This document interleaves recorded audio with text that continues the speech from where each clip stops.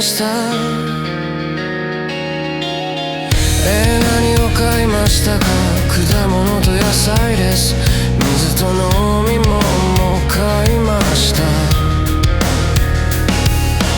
果物は何が好きですか？リンゴがとても好きです。野菜と果物買いました。リンゴとみかんとバナナ、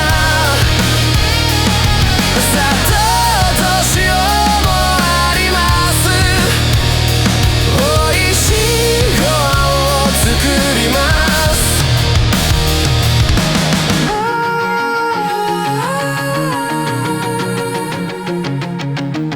みかんはとても安いですね。リンゴはちょっと高いです。そうですか。でもリンゴがとても好きです。私は朝リンゴを食べます。バナナも毎日食べます。果物は何が好きですか？リンゴがとても好きです。野菜と果物を買いました。リンゴとみかんとバナナ、砂糖と塩もあります。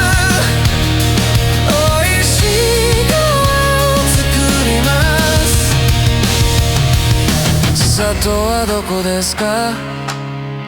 家にあります。塩もあります。